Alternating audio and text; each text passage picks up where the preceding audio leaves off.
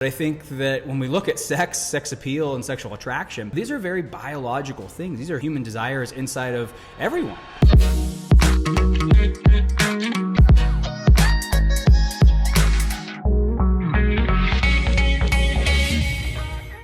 Have you ever noticed how some acting out behaviors are easier to stop than others? Some, right when you get caught and you get into recovery, some behaviors just go away.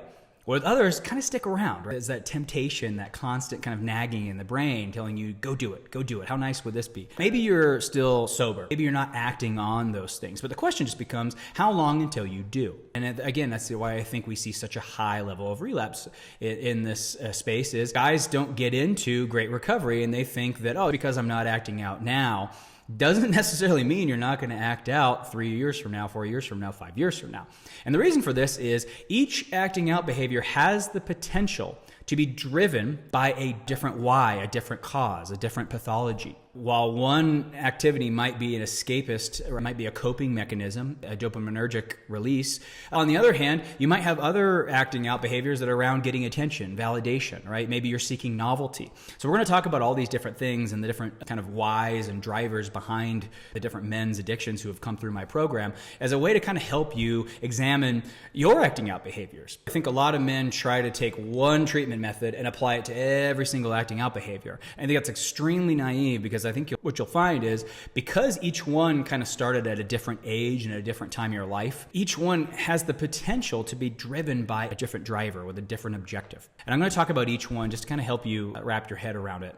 I'm not going to go into too crazy detail just because this podcast would be hours and hours long, but I'm just going to bring you some examples so that you can wrap your head around what is driving this specific behavior and is another acting out behavior driven by another different reason, different cause. So let's start with pornography. With pornography, a lot of men, they're consuming pornography, and when you're looking at something through the eyes, an image, a video, it's primarily dopaminergic. So I would say pornography is probably one of, I'm not going to say easy, but I would say it's definitely one of the more simple acting out behaviors to examine in the sense that because you're consuming it through the eyes, it's releasing dopamine in the brain. And so what we know about dopamine is that it hijacks our focus and motivation towards whatever the thing is that we're paying attention to. So guys will consume pornography to hijack their attention away from something else. That's why it's commonly spoken about as a coping mechanism, right? I'm going to go turn to porn or some visual image to captivate my attention over here so that I don't have to pay attention to any kind of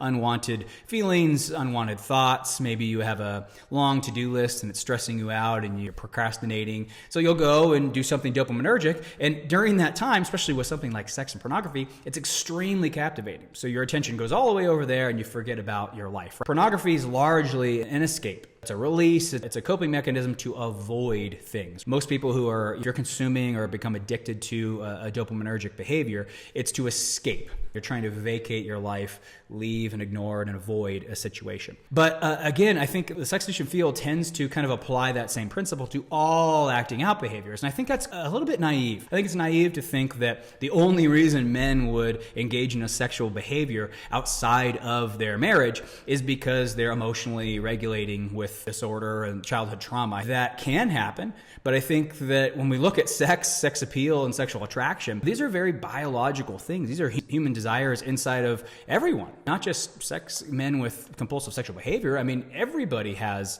the desire for sex. Everybody has the desire to be attracted to others and have other people be attracted to them, right? So to assume that the only driver is through addictive escapism, I think is a bit naive. And I think it gets guys into trouble, right? Because we see so many men relapsing. More men are relapsing than are not relapsing. Only 34% of men are able to obtain long-term recovery without relapse. So when we look at the majority of men who are relapsing inside of 5 years, I believe it's happening because they're trying to apply this one treatment method to all of their acting out behaviors. So pornography being escapism and avoiding one's life, so more of a coping strategy. Let's look at affairs. What would drive a man to compulsively use women through emotional affairs or physical affairs? So yes, it could be through dopamine. And I will say this, an emotional affair is extremely dopaminergic. Hiding an affair, you have the constant hiding, which can last all day long. That provides you with dopamine because you're putting your focus and your attention on hiding this from your partner. But also there's this constant wondering and wanting, right? You're always looking at your phone and checking, oh, did she text me yet? Did she send me a picture? What should I text her? What's she going to say back? If I don't text her, is she going to text first? Right? There's this little game that you play with yourself. So it can be dopaminergic, but it also could be around unmet human needs, right? So maybe you feel unappreciated. You feel unrespected. You don't feel like your family is appreciating all of your hard work. Maybe your partner you don't feel like is appreciating you. Maybe you don't feel emotionally or physically connected, right? Maybe it's crazy times at home and you and your partner have been less connected. So then there's going to be this desire to connect. And guys can go and use other women to fill that void. It's less of an addiction then at that point and more of a coping strategy to feel this unmet human need in your life. Another one could just be novelty. A lot of sex being a desire and being really a peak experience, right? Having these novel sexual experiences with new people can result in a high. And it's really hard for betrayed partners to kind of see past that, right? When they see it as a dopaminergic addiction or a maladaptive coping strategy, escapism, right? It looks like an illness. You're an addict. And so for the partners, it's a lot easier to kind of see past that. The problem that I have with that is I think too many men are trying to be addicts who aren't addicts. But they're kind of forced to be an addict because the only reason their wife's staying with them is because they're an addict. Here's the challenge with that, though, is if you're only seeking out addiction treatment and not getting treatment for some of your maladaptive behaviors around your unmet human needs, your addiction to novelty and novel sexual experiences, your reliance on women to give you attention, validation. A lot of men in my group, their primary addiction is not sex and porn. Their primary addiction is attention, validation. They want to be seen, lusted after. They want to feel desired. They want to feel like the most superior man in the room, the most wanted man in the room.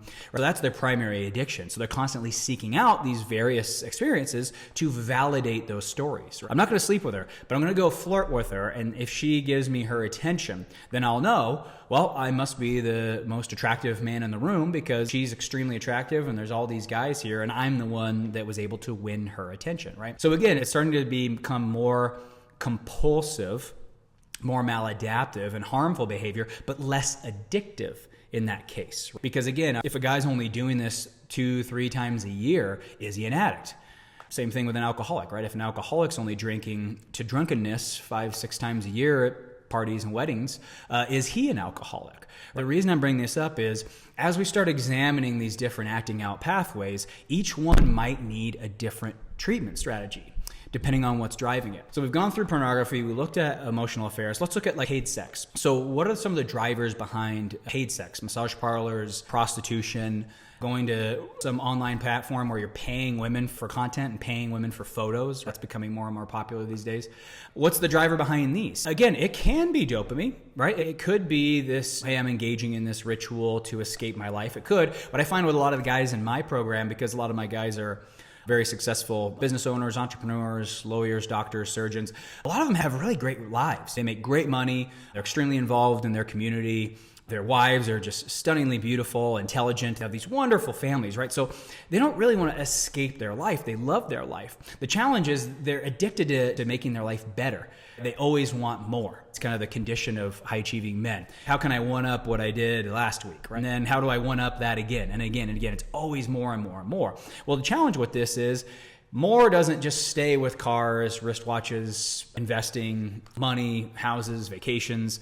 More can venture into anything. If more is better, and that's your belief, then more attention's better, more validation's better, more novelty's better. And I think a lot of these guys, they get into that. And so why paid sex? Well, it's a way that they can control getting more. Affairs are challenging because there's a higher likelihood of getting caught, right? You have to communicate with these people on a regular basis, right? So you're constantly putting yourself at risk of getting caught. And again, a lot of these guys love their wives. They really do. They love their families. They don't want to explode their family, but they have this insatiable desire for more attention, more novelty. They want to feel wanted. They want to feel lusted after. They need more.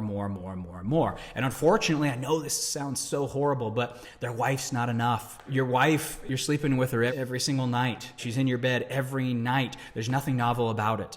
I'm sorry, the novelty has worn off, right? So if you have become addicted to the novelty of sexual experiences or from attention, then you're going to seek that. And the challenge with that is no woman's going to be enough. You constantly need a new woman almost every single day, right? Because, novelty fades. So novelty can be a piece that I see men who are engaging in paid sex.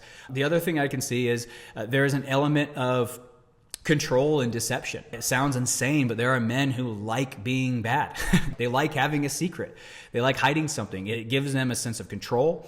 It gives them a sense of power, secrecy. They enjoy kind of having complete control of how they're seen, how they're looked at. These men who typically have control issues with this, they're really into image management as well. So they're constantly trying to enhance their image. They're buying certain cars, wearing certain clothes. They're hyper vigilant and aware of how they act and what they say, their job title, the neighborhoods they live in, the schools that their kids go to, right? So they're trying to control and manipulate all these aspects of their life. And then when they discover paid sex, it's like, wow, with the exchange of money, I can choose the time, location, and date to have this experience, right? And like I said, some men, they love having a secret. They get this little rush of hiding something. So my point is, if we look at all this stuff, and again, I could go on and on and on for hours with this, because there really is. The thing with process addiction is you're going to see a wide variety of brain processes that these men have become compulsive around. Why? Because everybody had different parents. Everybody had different life experiences. Everybody grew up in a different location.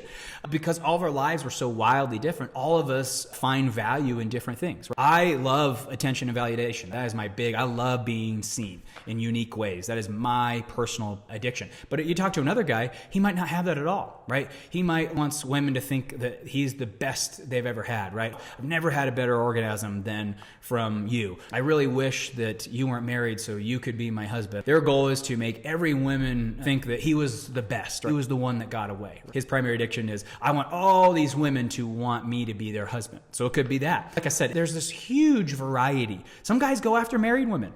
They're on this superiority complex and they want to be elite. And so one of their best ways to validate how elite they are is, can I get a married woman who's never cheated before to cheat with me? To risk losing her family, her marriage, her whole life. Can I get her to take that chance on me? Because then in his delusional brain, that would indicate that if she's going to give up everything, her blessed life for you, then you must be better than her blessed life, right? Which would, again, give you this high of superiority. I'm better than her husband. I'm better than her life. I'm worth risking it all.